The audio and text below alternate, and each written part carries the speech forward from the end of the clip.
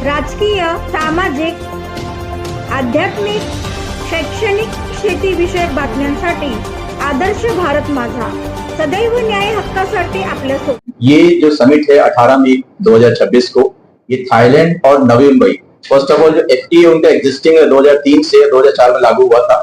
आज अपॉर्चुनिटी ऐसी है जब सारे ट्रेड रूट्स के इश्यूज आ रहे हैं, तो ये बिजनेस की अपॉर्चुनिटी है। जो बिजनेस अभी स्ट्रगल कर रहे हैं, इंटरनेशनल बिजनेस कर रहे थे, ये उनके लिए एक जरिया है।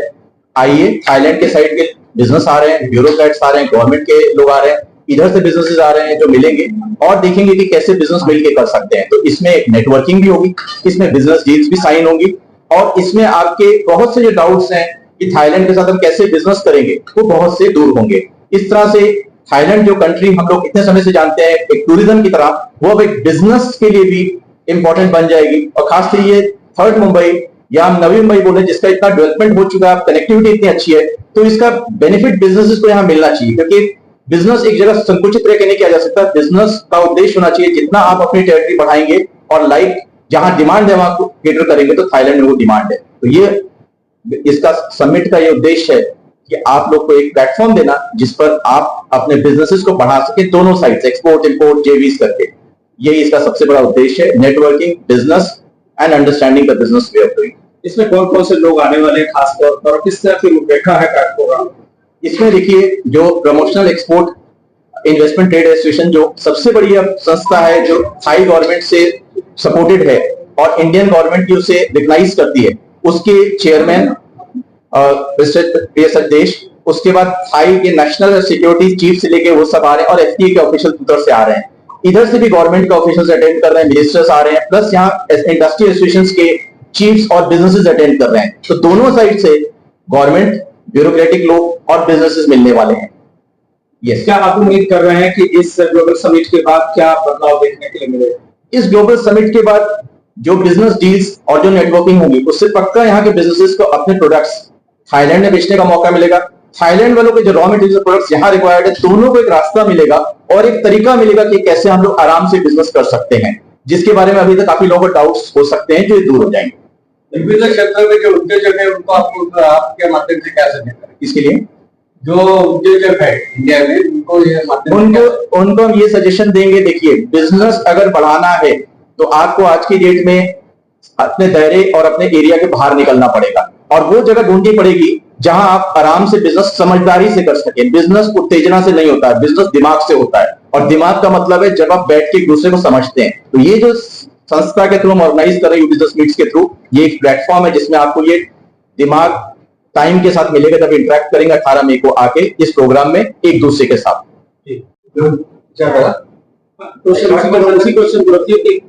समिट क्या है? नवी मुंबई ग्लोबल समिट येत्या 18 मेला पार्क हॉटेलला आपण या ठिकाणी आयोजित केलेला आहे। त्याचा मूळ उद्देश असा आहे की थायलंड आणि भारत, नवी मुंबई यांच्यामधला व्यावसायिक पूल आपल्याला जोडायचा आहे। ज्या पद्धतीने आपले हजारो लाखो कॉर्पोरेटर थायलंडला जातात, त्या ठिकाणची प्रगती बघतात, त्यावेळेला आपल्याकडच्या उद्योजकाच्या मनात सहज येतं का आपलं सुद्धा या ठिकाणी छोटासा उद्योग असला तर, पण कसं करायचं, का कसं ते शक्य होईल, या सगळ्या प्रश्नांची उत्तर आमच्या या समिट मध्ये मिळणार आहे। तुम्हाला जर तिथे इन्व्हेस्टमेंट करायचं, आपलं छोटा गाव असेल, आपण आपला उद्योग जर तिथे सुरू करायचा असेल, तर या ठिकाणी आम्ही अशा प्रकारचे पाहुणे बोलवले आणि थायलंडचे तिकडचे जे अथॉरिटीज आहेत, जे तिकडे तुम्हाला कोणत्याही प्रकारची अडचण येऊ नये यासाठी प्रयत्न केला जाणार आहे। म्हणजे तो आपली इन्व्हेस्टमेंट तिथे होऊ शकते आणि त्याचबरोबर नवी मुंबईमध्ये जे थायलंडचे जे तिकडचे उद्योजक आहेत, त्यांना जर नवी मुंबईत या ठिकाणी जर इन्व्हेस्टमेंट करायचे असेल, तर तो प्लॅटफॉर्म सुद्धा आपण या ठिकाणी उपलब्ध करून देणार, जेणेकरून भारत आणि थायलंड या दोघांमधला व्यवसाय पूल या ठिकाणी होणार आणि नवी मुंबईमध्ये आपण तो या ठिकाणी इन्व्हेस्टमेंट देतो आणि नवी मुंबईच्या लोकांना जास्तीत जास्त याचा फायदा व्हावा, यासाठी आम्ही हा समिटचा आपण आयोजन केलेला है। हमने 40 साल में नवी मुंबई की डेवलपमेंट देखी, पर आज थर्ड मुंबई में जो इन्वेस्टमेंट करेगा वो 10 साल तक कैसे आ सकता है, इसके लिए हमें गवर्नमेंट को इस इवेंट के जरिए या बिजनेसमैन को या लोगों को, नेशनल इंटरनेशनल को अपील करना है कि हम जल्दी से जल्दी करें, ताकि हमारी अगली जनरेशन, मराठी में भी बोलता हो, कारण आपली पुढची जनरेशन ज्या पद्धतीचं एज्युकेशन घेईल, ज्या पद्धतीचं प्लॅनिंग आतापर्यंत सिडको किंवा देवेंद्र फडणवीस साहेबांनी जे प्रेझेंट केले वेगवेगळ्या माध्यमातून, ते जर प्लॅनिंग व्यवस्थित झालं तर US, अमेरिका, दुबई यापेक्षा एक उत्तम शिक्षण, उत्तम मेडिसिटी, उत्तम राहण्याची व्यवस्था होईल आणि भारताला एक नवीन दर्जा मिळेल. त्यामुळे आपण अतिशय भाग्यवान आहोत की आपल्याकडे एक नवी मुंबई एअरपोर्ट आहे, JNPT आहे आणि विश्वातला एक हॉटस्पॉट टॉप 10 मध्ये आपण येतो. तर ह्याच्यामुळे सगळ्यांना आव्हान आहे गव्हर्नमेंट पासून की आपण सगळ्यांनी मदत करून आपली 3rd मुंबई, नवी मुंबई रिजन किंवा 4th मुंबई पण डेव्हलप करावी. हीच मीडियाला पण आपण जेव्हा इम्पोर्ट करतो ही प्रक्रिया एकदम सोपी वाटते, पण जेव्हा प्रॅक्टिकली उद्योजक मैदानात उतरतात त्यावेळेस त्यांना आयची कोड असतो, एकूणच कस्टम टॅरिफ असतात आणि LC असतात, पेमेंट शेड्यूल कसा असेल. जेव्हा प्रॅक्टिकली मधलोपार्थ ज्यांचे बिझनेस ते आजपर्यंत करलेले आहेत, पण नवउद्योजक जे आहेत त्यांना खूप मुश्किलीला सामना करावा लागतो. आणि आता हे युद्धजन्य परिस्थितीत अनेकांना खूप त्यामध्ये निर्यात खूप मोठ्या प्रमाणात मंदावलेली होती आणि खूप मोठ्या प्रमाणात नुकसान सुद्धा लागलं. आता नवउद्योजकाला चालना द्यायची असेल तर आपल्या माध्यमातून निर्यात वाढीसाठी इंडिया खूप अग्रेसर आहे, म्हणजे प्राधान्य देतं. त्या अनुषंगाने एक चालना देण्यासाठी आपल्या माध्यमातून नवउद्योजकांना कशा करावी. अण्णासाहेब फार चांगला प्रश्न विचारला तुम्ही. मी हे प्रोसेस मिनिटात एक नाव मी मुद्दाम अंडरलाईन करतो की ओंकार माळी सर, तुम्ही फेसबुक वरती पाहत असाल, त्यांचे ऑनलाईन सेशन्स असतात. हे आमचं सौभाग्य आहे की सर स्वतः या ठिकाणी येणार आहेत, 45 मिनिटाचं मार्गदर्शन करणार आहे, त्यांची टीम देखील असणार आहे. कसं होतं ना की आज दुग्धजन्य परिस्थितीमध्ये जेव्हा आपण म्हणतो की एक दरवाजा बंद झाला तर आम्ही खूप सकारात्मक आहोत. आम्हाला एवढं कळतं की जेव्हा एक दरवाजा बंद होतो तेव्हा 2 नवीन आपल्यासाठी उघडलेले असतात, फक्त ते हुडकायची गरज असते. आज आम्ही थायलंडच्या स्वरूपामध्ये ती एक ऑपॉर्च्युनिटी हुडकायचा प्रयत्न करतो. म्हणजे हे असं टाइम टेस्टेड मॉडेल आहे असं माझं अजिबात दावा नाही.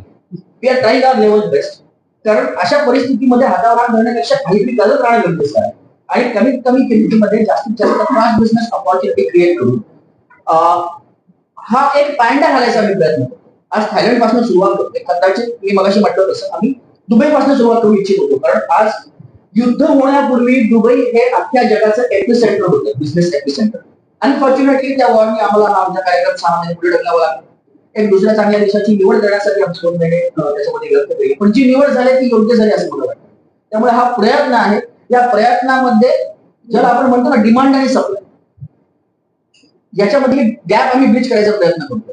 थोडक्यात अगदी लेमन्स टर्म मध्ये सांगतो मी, एक उपाशी घोडा आहे, त्याला चाऱ्यापर्यंत येऊन जावं लागतं किंवा जर तो येत नसेल तर चारा त्याच्यापर्यंत आणावं. आम्ही या दोन्ही प्रक्रिया एकत्र राबवायचा प्रयत्न करतो. आपल्या सगळ्यांच्या आशीर्वादाने याच्यामध्ये यश मिळेल अशी अपेक्षा करतो. देखिए FTA के बारे में काफी लोगों को पता नहीं है कि 2003 में फ्री ट्रेड एरिया एग्रीमेंट है, ये 2003 में और 2004 में लागू हो गया है. 2019 से मैं इनके साथ काम कर रहा हूं और उधर जो प्रेशर देश आ रहे हैं वो पेटा के अब चेयरमैन है, पहले वाइस चेयरमैन थे उनके, अभी टेकन ओवर.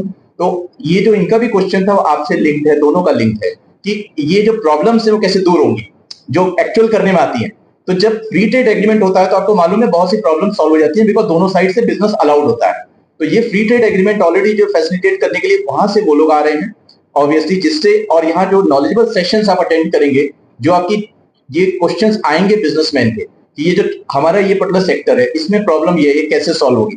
तब जब फ्री ट्रेड एग्रीमेंट उस एरिया से जेम्स एंड ज्वेलरी ले लीजिए या आप रबर ले लीजिए, प्लास्टिक ले लीजिए, फूड आइटम APMC अपना इधर फूड आइटम्स ले लीजिए. अभी कईयों को पता नहीं है कि ये फ्री ट्रेड एग्रीमेंट एग्जिस्टिंग है, क्योंकि रीजन है कि इंडियन गवर्नमेंट ने भी दुबई भाग रहे हैं, US भाग रहे हैं, UK भाग रहे हैं, थाईलैंड को उतना ध्यान नहीं दिया. लेकिन अब थाईलैंड का टाइम आ गया जिसमें कि लोगों को पता चलेगा कि ये एग्रीमेंट के चलते हुए उनकी मुश्किलें नहीं है, आराम से, क्योंकि क्या कस्टम से अटक गया, आज हम माल भेजा इधर से उधर, इश्यूज बहुत सारे. अगर आपको एग्रीमेंट नहीं है, आपको कैटेगरी मालूम नहीं है, आप लाइसेंस लोकल तो तब निकालेंगे ना जब आपको पता है कि कैटेगरी अप्रूव्ड है, और जब अप्रूव्ड है तो आपको इस कंट्री से लेकर उस कंट्री का आराम से आपको फ्री फ्लो रास्ता मिल रहा है. तो ये चीजें इस प्रोग्राम के अंडर में और क्लियर होंगी.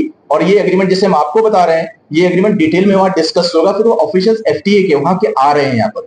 तो आप किसके जो थोड़ा बहुत ही बिजनेस कर रहा है थाईलैंड के साथ, जब कोई रियल एस्टेट में उधर गया है वो भी यहाँ पर अटेंड कर रहा है, या किसने भी थोड़ा बहुत स्टार्ट किया है, तो औरों को भी मालूम चलेगा जितने, क्योंकि देखिए यहाँ पर अपॉर्चुनिटीज लोग ढूंढ रहे हैं कि इस वक्त कहां से बिजनेस करें. काफी बिजनेसमैन की हालत खराब है क्योंकि ट्रेड रूट्स बंद हैं या डाउटफुल हैं. तो ऐसे में ये चीज अपॉर्चुनिटी जब एग्रीमेंट मालूम चलेगा वो कैसे सॉर्ट आउट है, तब उनको कंफर्ट जोन आएगा.